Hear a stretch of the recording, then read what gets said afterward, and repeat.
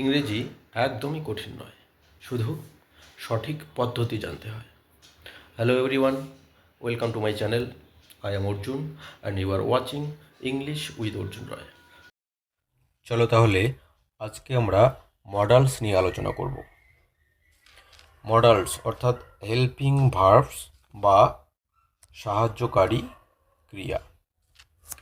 এই সাহায্যকারী ক্রিয়া কি?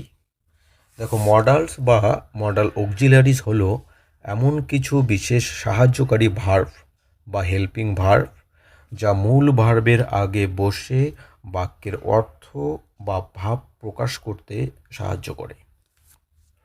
এবারে আমাদের ভার্ব প্রথমে জানতে হবে। আমরা যদি ভার্ব ঠিকঠাক না জানতে পারি তাহলে ওর বা হেল্পিং ভার্ব কী করে বুঝবো? আমরা যদি গাছকে না চিনতে পারি সেই গাছের ডালপালা কী করে চিনব, তাই না? তাহলে চলো একটু ভার্ব দেখে নেওয়া যাক। ভার্ব মানে হচ্ছে ক্রিয়া। এই ক্রিয়া কি? ক্রিয়া হচ্ছে একটা বাক্যের মধ্যে যে শব্দ বা ওয়ার্ড কোনো কাজ করা বোঝায়, সেটাই ক্রিয়া। যেমন গো, প্লে, রাইট, সি, যে শব্দ দিয়ে কোনো কাজ করা বোঝায় সেটাই হচ্ছে ক্রিয়া। চলো দু একটা বাক্যের মধ্যে দেখে নিই। দেখো, এখানে আই ইট রাইস। এখানে ইট শব্দটা দিয়ে কোনো কাজ করা বোঝাচ্ছে, খাওয়া বোঝাচ্ছে। এবং আই প্লে ফুটবল, প্লে শব্দটা দিয়ে খেলা করা বোঝাচ্ছে। তো প্লে এবং ইট এই শব্দ দুটো হচ্ছে এই দুটো বাক্যের ভার্ব বা ক্রিয়া। যে শব্দের দ্বারা কোনো কাজ করা বোঝাচ্ছে সেটাই ভার্ব। তাহলে আমরা মেইন ভার্ব জেনে গেলাম। এবারে আমরা জানব হেল্পিং ভার্ব বা সাহায্যকারী ভার্ব অর্থাৎ মডালস।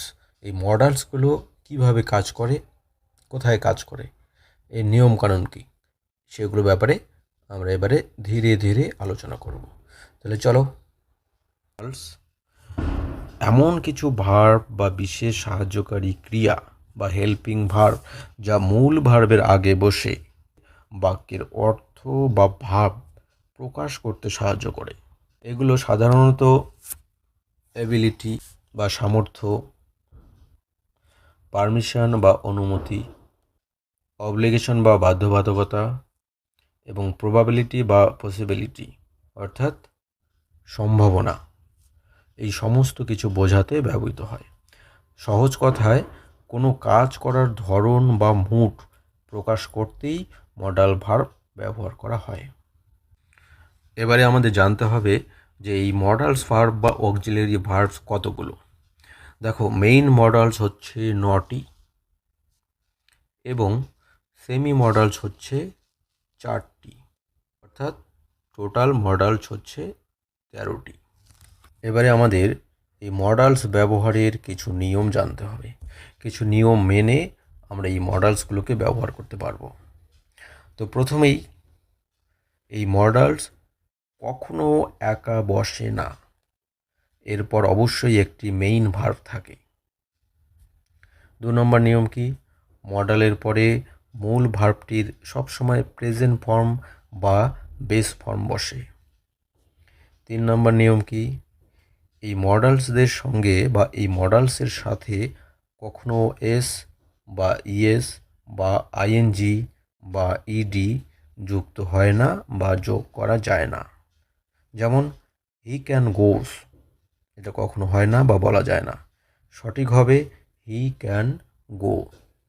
চলো এবারে আমরা এক ঝলকে 9টি মেইন মডালস দেখে নেব। দেখো, can, could, may, might, must, shall, should, will, would, এই 9টি হচ্ছে মেইন মডালস। এবারে চলো 4টে সেমি মডালস রয়েছে, সেটা আমরা একবার দেখে নিই। দেখো, এই সেমি মডালস 4টে কী কী? নিড, ডেয়ার, ইউজ টু এবং অট টু, এই 4টা হচ্ছে সেমি মডালস। এরা মডালস এবং সাধারণ ভার্ব উভয় হিসেবেই কাজ করে। আজকে এতটুকুই। টাটা, বাই, খুব ভালো থেকো।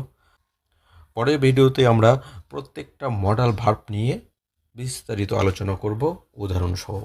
ততক্ষণ টাটা বাই, গুড নাইট।